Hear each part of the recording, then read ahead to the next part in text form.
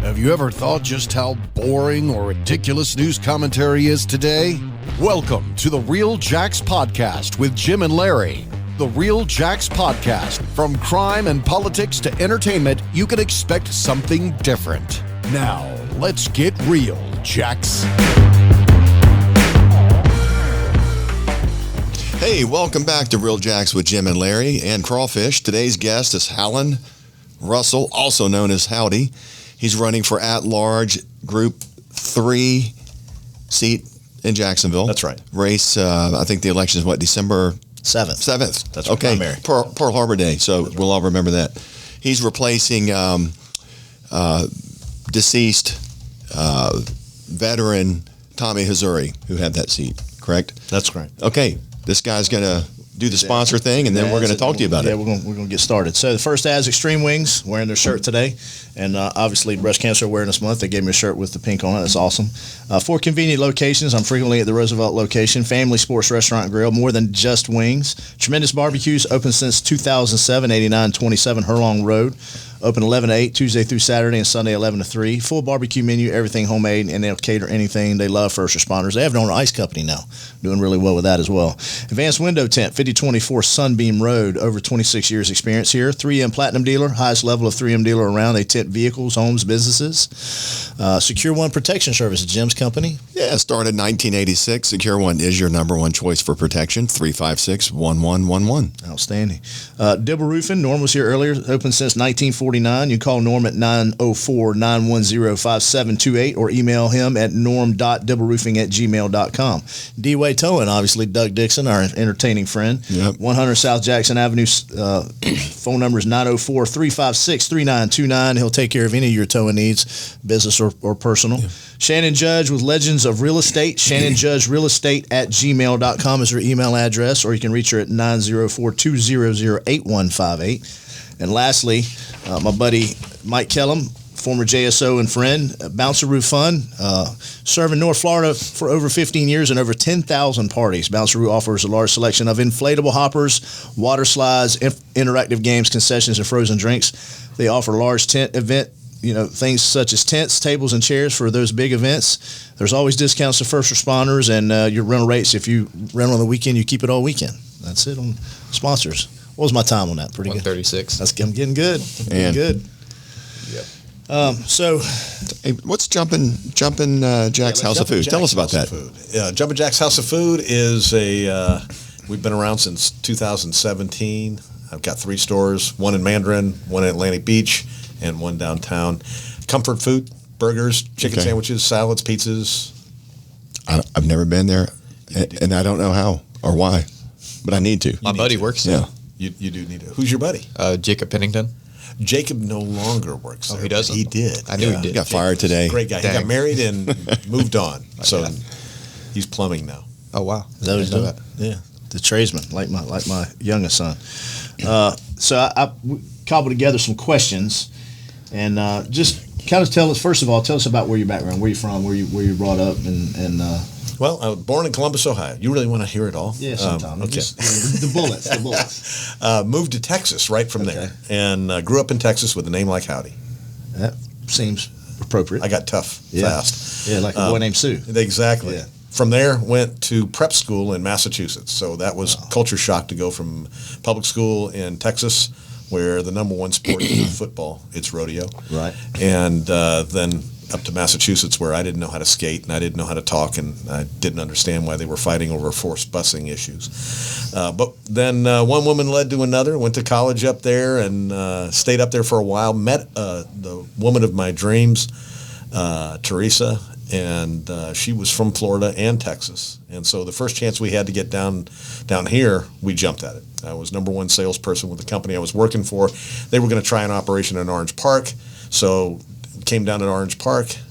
They tried to operate it like it was a Massachusetts company, and that's not going to work in Orange Park. Right. Most places, but especially Orange Park. And so they packed up and said, "Howdy, we're going back up north." And I said, "I'm really going to miss you guys." Yeah. Because there's golf and softball year round. And sunshine. Yeah. So I stayed. One of my first jobs out of there was I walked into a Loop restaurant, and I had a burger at the Loop, and it was the best burger I ever had. So I found out where their corporate headquarters were, and went in and talked to the owner of the Loop and said, I want to work for you. How long ago was that? 1990. So that was Mike you went in to talk to. Mike Schneider back then. Yeah, I did security for all of the Loops for many years, including the corporate office in the Schneider's house, Yeah. which I did before I had my own company. I went out there and did my dog and pony show at 23 years old at 7 o'clock at night in 1983. Over in Mandarin. Yeah. Their house in Mandarin. Well, it must. That's how I met the Schneiders. It must be an excellent product because they have never been attacked in their house. Yeah. So nice job. Oh, yeah. But after the Loop thanks. restaurants, I worked with Mike for 5 years, was director of operations of the Loop. He got nervous because we were growing so fast and so strong in 1994 that he hired a guy in my spot that was a little bit more of a systems guy so he could solidify what he was doing. No big deal. Mike Snyder still, I tell people, he's the best boss I ever had. I left there and went to Larry's Giant Subs as director of franchising of Larry's Giant Subs. And if anybody knows Larry, they would know that I went from Mike Schneider, the best boss I ever had, to Larry Rakes. He's not Mike Schneider. And then worked with him for 2 years. After that, was tapped on the shoulder by a guy named Paul Davis, who had a restoration company called Paul Davis Restoration. I did that for 20 years, became an expert in the restoration field. Now, is this when Paul lived over in Yulee, Fernandina area? Yeah. So you hit on Larry's, Chris Fussell. Yeah. So we do all of his security. This show's not about me. It's just coincidental. You just named three of my kind of longtime customers, Okay, and then of course Paul Davis. I've been to his house many times over in on Yellow something Road or whatever that road is off there. So three great people you mentioned there. Well, Yeah. secure one. We're not that big. Actually, that's the only three customers we have. It's just a coincidence. You just mentioned all three of them. To Maple Street, right? Right. After Paul Davis. Right. Well, actually, it was with Paul Davis, and then did some consulting with the guys who started Maple Street to look at their business plan and review it with them. And I thought it was an excellent business plan. We had some changes, whatever that I recommended to them. They did some of the things. They didn't do other things. They were bent on not being a regular restaurant company, and that served them very well. They opened up in San Marco and then opened up a second store out at the beach, and were having really good success, but was a little bit disconnected between those two stores. There's a little bit of disconnect on what they were doing. And so I offered my services. Scott Moore and Gus asked me, did I want to be employed with them or did I want to invest? I said, well, you tell me. And they said, well, it'd be great if you were an investor. So I became a 10% investor in Maple Street. And kind of my goal was to get them so that we could stamp them out pretty quickly. And we said that pretty much my job would be done after we did 6. I asked Scott Moore, how long do you think that'll take to do 6 stores? He thought, well, 3 to 5 years would be fine. What do you think it'll take, Howdy? And I said, I think we could do it in a year. And we did it in a year. Opened up the store at FSU in Tallahassee, and it was 3 days short of 1 year. It's hustling, man. Well, we were. I mean, Six locations in a year. Yeah, it is hustling, and it is. It really is an excellent concept. It was set up nicely. It's set up correctly, and was a lot of fun. I mean, just caught that that good wave. Sold out of there about a year later. Scott bought me out. And I took the proceeds from that and the proceeds from selling off the Paul Davis franchise that I had ended up buying into or being a partner in. And that's what we started Jumpin' Jack's House of Food. So, first store was in Mandarin, and then Atlantic Beach, and now downtown. Outstanding. And then, so you got in the political realm, and you're running for city council.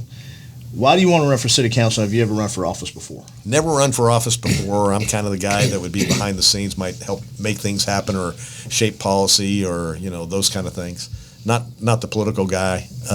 But I do want to serve Jacksonville. Been doing it, and I like doing it, and I think I know how to do it. I think I know the pulse of all of Jacksonville. It's not just one area of town.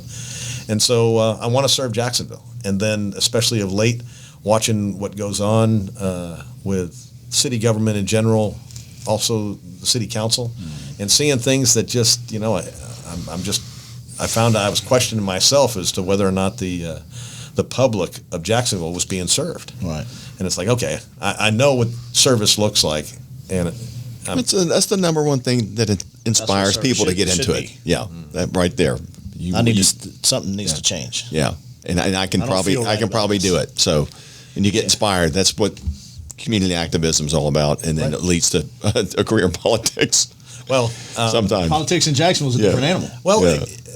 different animal than what? I mean, politics takes a whole bunch of different forms. Yeah. One of them is you could say the founding fathers was one form, and then you could say That's the one I like. But the party bosses of Chicago or Boston is a whole Tammany other Hall form. kind Yep. of thing. So and we've had a conversation outside. So you had power brokers or those kind of folks. Your first week in politics, was it interesting? Did you get phone calls, anything like that? Leading questions. Are you leading the witness? No, I'm not leading the witness at all. I Without saying names. very very quickly. Well, I mean, when your name and my father's name is Howland, Yeah. and we go by the nickname of Howdy. As soon as we just filled out paperwork, and then I got a phone call, and the phone call said, "Hey, first thing, glad you're here. Didn't know you were around. Wish I'd have known you were around." And then, hey, would you? I think it'd be a great idea if you would drop your name. I'm like, okay, so don't go by my name. He's like, well, go by Howdy, but don't go by Howland because that'll confuse the issue. And I was like, well, that would be disrespectful to my dad who's buried in Arlington Cemetery, and it's right there on his gravestone. I said, so, I'm not going to do that. And then the conversation then went, you need to be in city council, but maybe not that seat. Maybe we can find another seat for you and, make sure that happens. So that kind of conversation told me, and I actually told the other person, I said, okay, this is why I need to be in the race. Mm-hmm. It is. Because, whether or not, there's, whether or not he believes it, it's still, that needs to be changed. Party leaders should never choose our elected officials. I think the voters should do that. I've seen it happen here. I've seen it happen at the state level. 3 good dudes running for Senate District 4. We got Cord Bird. There was Clay Yarborough and Jason Fisher, all 3 good guys. Not saying anything about either one of them, but Senate leadership decided they didn't want Jason Fisher or Cord Bird. They wanted Clay Yarborough, and I'd love to have Clay on and talk about his vision. I don't have a problem with him. But Tallahassee should never decide who our elected officials are. I think Jacksonville should do that. And the unmitigated audacity to say, this city, we're going to decide who represents you, not you, the voter. So I don't get that. And I appreciate you standing up and having the fortitude. And obviously, you said you came from Texas, so getting bullied doesn't happen very easily. Well, I was also a little kid. So when I was in public school in Texas, what everybody used to do, you want to pick on a kid, you put the kick me sign and you put it on his back. I was the guy who would rip it off of other kids' backs. And I was the littlest kid in class. So I was subject to getting beat up. Yeah. It didn't happen, but I was like, I didn't like that bullying. It wasn't fair. The kid he didn't want to get kicked. And so, it's like. Yeah, I never liked bullies either. I can't stand it. No, and that's why the career I took for 28 years is because I didn't like bullies. So, never did. Let's see. And obviously, you told us about what you do for a living and your business background. That was pretty extensive. Was that too expensive? No. You could go more into that. Do you plan to look at city government like you do your business, which I tend to like? Well, I tend to look. I do want to look at it with a logical eye, but I think a lot of guys enter the field saying, "I'm going to run it like I run a business," and government is not business, so you can't do it like that. But you can have better ethics than a lot of what I see out there. I think that what ends up happening is that you end up presenting a product. If government can deliver a product, you end up delivering a product that the politicians may think is good, but the general public either doesn't know what's happening or it's not what they exactly want. Right. It might be what a small, you could call special interest or whatever. Maybe it's a small part of the group wants, or maybe it's the group that is important to further the political careers of the people who are actually making the votes. Maybe they think it's important, but it isn't what the public, necessarily wants. And a lot of people would say, well, that's because the public's not interested.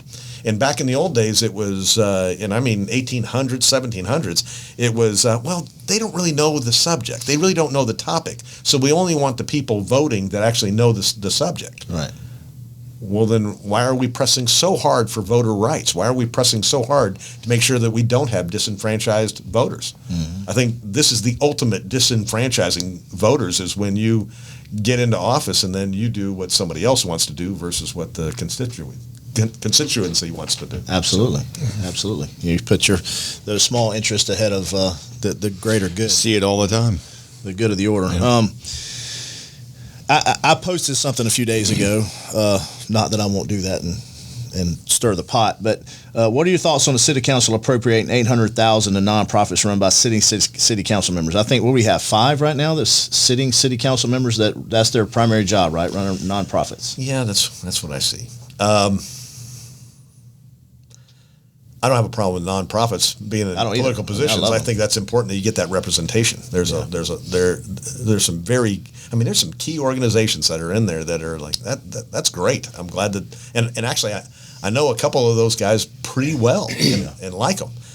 But what I saw happen with the city council meeting where they were abstaining from votes, which was the right thing to do. And by the way, a little bit of background. I teach ethics classes to insurance people for continuing education credits. It's a 5-hour ethics course. So I teach 5 hours of ethics.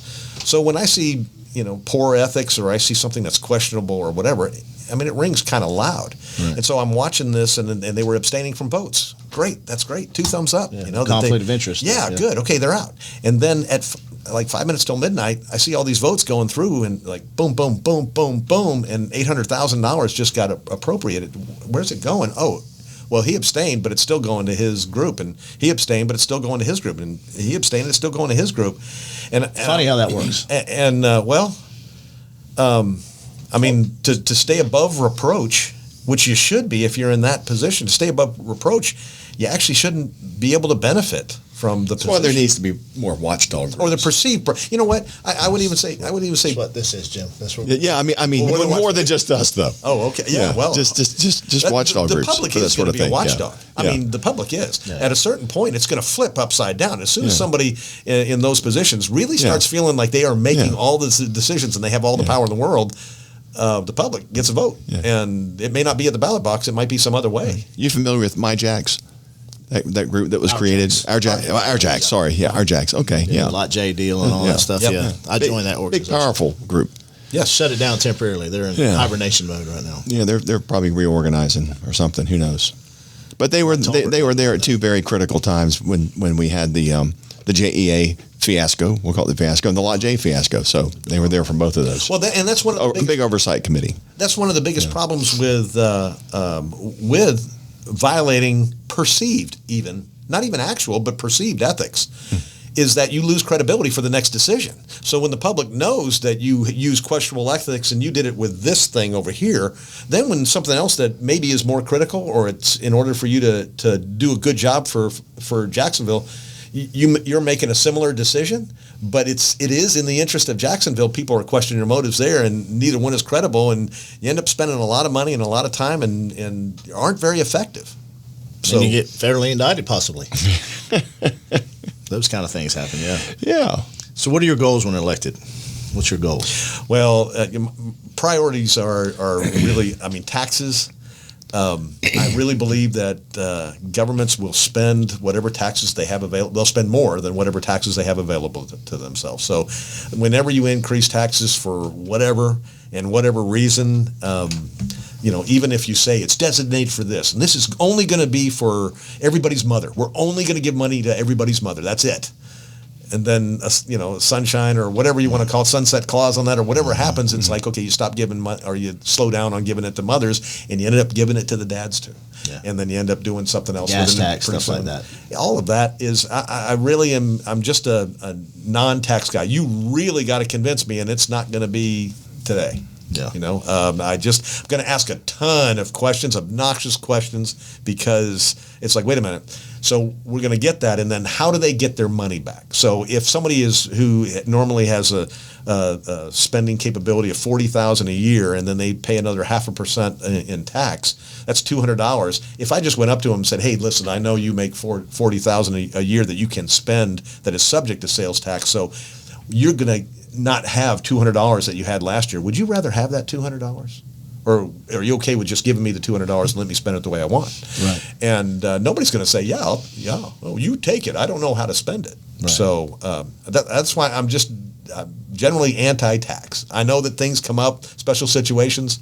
Okay, I guess that might be the year after I'm out of office. Yeah, and even then, public safety. That's those kind of things, keeping us safe, military stuff. I could see tax stuff for that, but some of the things we spend money on. You need to have a budget, and you need to be able to spend money on things. So, I mean, what you're saying is you're just anti-tax to solve the problem. Let's go back and let's look at the budget. That's the first need. Let's just start taxing. It's like we need all the money we've had so far, and more. We're not good enough at doing this, so we need another 0.5%. That's the easy. It's the easy out. Well, and the reason why is all the things you're talking about. We're actually not as good at our jobs as we should be. Is number one, and then number two, and we also got to make sure that guy gets his money, and that guy gets his money, and that guy gets his money. That's the benefit of having a business background too, though. Yeah. Well, when you run a business, strength for you. When you run a business, you have your expectations, and that's great. And as any true entrepreneur will tell you, that those expectations, as soon as you open the doors, they change. Subject change right away, daily. And things like COVID come up, and then they tell you, "Oh, we know that you think that all you need to do is attract customers, but we're not going to let you open your doors. We're not going to let you let any customers into your business. And we know you pay rent every month, but you're only paying rent now for a takeout business." When you do that, it's like, okay, now you got to find a way to make it. What are you going to do? And as a business owner, you scramble, because it's not like I can go to the public and go, "Hey, listen, I need another 0.5% from everybody." So I know you've never been to my restaurant, but I still need another 0.5%. So I'm not used to operating like that. I'm used to figuring out a better way to do it, making difficult choices, and then also communicating effectively so that the people who are on the short end of those have at least an explanation of why it is, and the people who benefit from it understand that there's a responsibility that goes with it. That, okay, look, this is coming to you. We had to take it away from something else over here. This is important. It's important to us, but it should be important to you too. So make it work. Yeah, the restaurant business, that's tough. I saw Cullen, when that happened, they shut everything down and went to a to-go restaurant. The girls, the servers, he was trying to rotate them in just to do to-go orders so they'd have some income, and that's tough to do. It is. Yeah, I mean, our suppliers. I mean, another issue with the supplier problem, the chain that's going on right now, but our supplier had issues with everything from COVID that was going on around their workplace. So we're talking, the guys who bring the food, the wholesalers that bring the food to the restaurant, and they didn't have enough employees to actually pick the food out of their shelves, their warehouses, put them on the truck in the right spot so that the truck driver could drive them to us. So they were having salespeople and leadership in it, fulfilling roles that would normally be a new hire's job. Yeah, Cisco was loading trucks. Our sales reps have been unloading and unloaded trucks before. Good for them. I mean, it just shows you. See, that's what America does. Is you do what you got to do. Step up and do what you And those that don't, it's like, okay, move over the side. But the problem is we don't have a shortage of people. There's 330, 40, 50 million people in America. It's just getting them to come to work. Getting them to go to the jobs is a problem. Well, okay, so and a lot of that does come down to leadership. It's not like we're short on human beings. We got plenty of human beings to do the work. We're just getting people there to do the job. Okay, so that is another part of that with city council. If you ask your average everyday citizen in Jacksonville, so what's a city council to you? A lot of them can't even name their own councilman, and a lot of them are like, I don't know what they do, and a lot of them are they're kind of tuned out from it.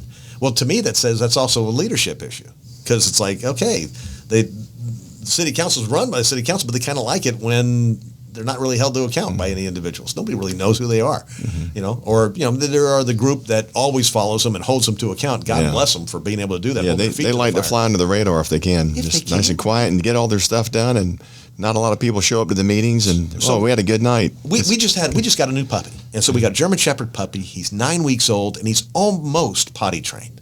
You ever had a puppy like that? And here's the problem: he's almost potty trained. So when he has to go do his business and he wants to do it in the house, you don't hear anything. He just goes behind the couch and he just takes care of business. And then he comes out front, he wants to be your friend and all that. And then you start, something doesn't smell right. Okay? When our city government does that, when a particular officer or somebody that's in a political position kind of disappears for a little bit and they disappear off the radar screen, that's because they're taking a poop somewhere. Just start smelling it. It's somewhere. With your money. Yeah, that's right. So what do you stand on downtown development? This is something that's kind of that bothered me about Jacksonville. Nothing is wrong with it, and shipyards. A lot of that stuff's great, and obviously Lot J debacle. But Jacksonville's a little different city than some of these other cities like Pittsburgh and all. 841 square miles, largest landmass city in the U.S. And just personally, what do you think about development downtown? Yeah. Actually, I got that question when I was interviewed by the Chamber of Commerce. Really? A little bit more directly. It was a little more, what would I do for this particular part of downtown as a city councilman? And here's the thing, especially in an at-large position, it's really obvious that it's a whole city. That there's everything from the historic neighborhoods of Springfield, San Marco, Riverside, to the rural parts of the west side, Mandarin, the beaches. I mean, it's a big city, and everything needs to be included in it. A couple challenges. I have been in Jacksonville since '89. I have worked downtown from '99 to 2004, 2005. Worked downtown, and I got to see. I got to sit up in the what used to be the Modus building, and look down on what used to be the Roosevelt Hotel, and it was actually a veterans apartment building back then. And I watched bricks fall off that building, the facade of that building, into Adams Street, where they would just block off the road. They didn't have any kind of a budget to fix it. They just didn't want anybody to die directly from the bricks falling. Exactly. And so you can see that decay is horrible for the impression of the city. So how much does that affect somebody in Mandarin directly? I don't know. Probably not that much from a person in Mandarin. But overall from the city, if the downtown is in disrepair and is not something that you can, I think, be proud of, it's a problem. I mean, it's really, you're losing something that could really be an asset. Now, having said that, part of it is how Jacksonville has, how the real estate is distributed from downtown. Part of it was that. Consolidation obviously had a big deal. I mean, it was everything with the move away from downtown, and that all, I mean, I understand that. And then trying to rebuild it, when you had Harbor Masters renovated, you had the landing built, and had a certain following, but the landing kind of reminds me of the Grand Boulevard Mall over in Bay Meadows. They marketed themselves, I don't know if you remember this, but in the late 80s, mid 80s, they marketed themselves as, we're not the mall for everybody. And what they ended up being was not the mall for anybody. Right. And then, we know what happened with the landing, and it was, okay. But I kept watching these buildings in decay, and being a bad representative of downtown. Now, the building that we're in, which is it's FSCJ's dormitories downtown, and we're in the bottom floor of that, used to be the Sturchey's furniture store back in the 30s and the 40s. That's old. Yeah, we're next door to Eddie Farrah's office, which used to be the Cress. That was Crest, five and dime store. Mm-hmm. And then across the street is the Carling. It was Carling Hotel, and then the Roosevelt Hotel. So you got some real historical stuff there that's really cool. That we've got a big mural on our wall at Jumpin' Jacks downtown. Huge mural that shows the different phases of Adams Street and the historical nature of it, and a bustling street. And it's like, man, remember that? Remember when it was that cool? You went downtown because it was cool. So downtown is really important, just kind of to unify the city, just so everybody has something they can grab onto. So the guy from Mandarin has something he can relate to with the guy who's from rural West Side. Mm. Having said that, it is really important that we don't just develop downtown. We definitely need, I think Arlington really needs some, it needs some care. Arlington was the second place. That's where a lot of people went to with consolidation. A lot of businesses went there, and a lot of residential was already, flourishing pretty nicely over there. And Arlington needs help now. Well, Jacksonville. They pushed a lot of crime when they shut down certain areas of Jacksonville. They pushed a lot of crime it over there on the west side, created a lot of that. And then obviously the rental property stuff that I talk about all the time. But yeah, so how many people are in your race? Well, there's 4 in the race that have qualified. There's 2 Democrats, 2 Republicans. What is their backgrounds without saying their names? Where do they come from? Who are they? Well, the Republican. What does he do? Nailed me on that. Well, I can't say his name, right? No, That's what I'm saying? Yeah, okay. don't worry about his name. Well, he runs a nonprofit, a veteran. Appreciate his service. Oh, so that's good. He's having a veteran. So we got 5 nonprofit folks now, and we'll have 6 if he gets elected. Right? Yeah. Okay. Who are the other 2? And Tracy Paulson, and then the coach. Yeah, Paulson's no friend of the public safety and the police. So yeah, that's a no-go. Who's the other person? Oh, do I get to? I get to say that too. I said that person. You said that. Yeah, because that's all right. And that's one of the foundations. When we opened up at Jumpin' Jacks, we were absolutely the police. Several friends who are policemen in Jacksonville. One guy who went to rookie school when he's 47 years old. See that a lot lately. I guess so. Well, this guy sailed through because he black belt taekwondo, third degree. They told him he couldn't strike anybody, and so he just blocked people. But very good. And now he's a traffic homicide detective. But a couple guys like that, and just knowing, I mean, good men and women on the police force, a lot of in the sheriff's office, and I can't understand across the United States the general attitude especially about rank and file, or in general about the police department in general, but definitely about the rank and file. It's like, are you kidding? I mean, do you really know who are you going to call when somebody does knock on your door? They're finding that out. I mean, yeah. Y'all by defunding the police. Yes. Getting rid of our that and everything else protection. too. Yeah, that and everything else. And then asking the second question of, okay, so you really believe that it's a problem, and individually the problems that are out there, yeah, you're talking about human beings, so yes, you have problems. And I do believe that police officers should be held to a different level of accountability. They are. Automatically. And it's not to be God. Right. It's to have the utmost of ethics is what it is. But I mean, the qualified immunity discussion, which we've talked about here, that's a misnomer. That the whole thing is false. I mean, police that violate the law, violate their agency policy, do not have qualified immunity to begin with, and some of the public does it. It's good that there's folks out there to have that educational discussion, but that kind of thing goes on that'll defunding the police, and then obviously you're seeing it in other counties or other cities, and a lot of those people are taking a step back. Well, we didn't exactly mean defund the police. We just meant to reallocate, our vision and what's important to us. But no, now that crime's through the roof, they're kind of rethinking it. Yeah. Well, the number one job of a government, but of a city government, is to protect the constituency, to make sure that the public's that they're safe, right, that you can maintain your property, that you can maintain your life, and that you can maintain a pursuit of happiness. It doesn't mean you get to be happy. Right, it means you have to pursue it. Doesn't guarantee your happiness. It's a guarantee you can pursue it safely. Yeah, absolutely right. Unobstructed. And it's like, okay, so how does that happen if you do some of these moves that they want to do that people talk about?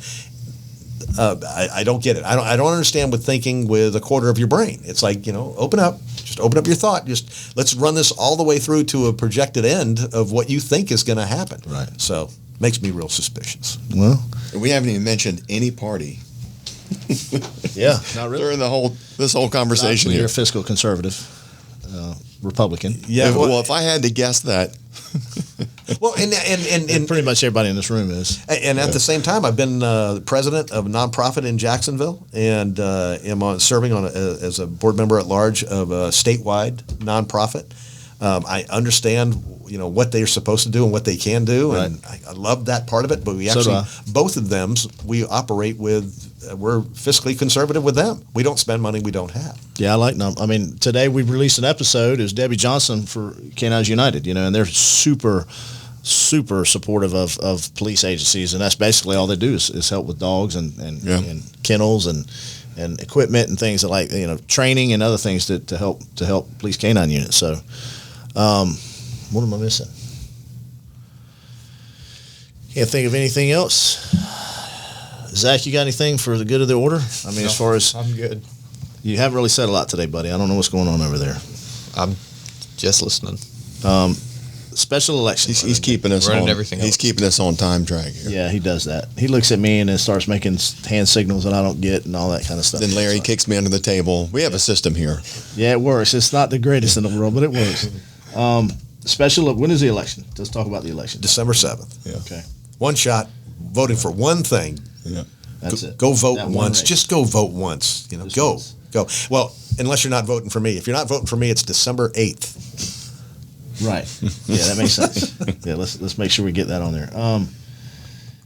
Early voting starts when? The 27th Of November? I'm guessing that. No.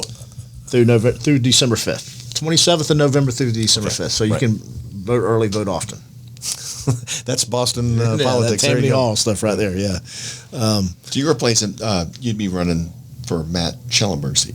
No. No, Tommy Hazouri's Hazouri, seat. We talked about that. That's Yeah. right. Okay. Yeah. Right. I don't know Well, where I got that. Matt might say that because he wasn't able to qualify That's because right. of the time he sat off. He would say, yeah, that was my seat if you hadn't. Yeah, take it from him. Anything else you'd like to go over? Matt's a good friend. That's why I say that. Yeah, he's a nice guy. He was pretty supportive of police. And anything else we missed today? Your Anything else you want to discuss? Yeah. Talk about building back trust in Jacksonville. Yeah. Okay. Well, I believe that Jacksonville, whether it's that they don't know what the city council does, or they might hold questionable motives of the people at City Hall.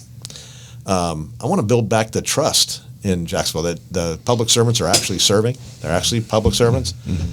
And I also want to say, it doesn't mean you're going to get everything you want. No. It does mean you have a voice, and it means you get to be heard. And it also means that wherever possible, you get the explanation of whatever is happening. So it really, it is difficult to do that. But one of the things I've learned is it's actually easier if you deliver the truth quickly, as opposed to trying to craft the most political misstatement that will maybe allow you to escape unscathed. Transparency, all that stuff. Everybody runs for a seat and they say, "Yeah, we want to bring trust back."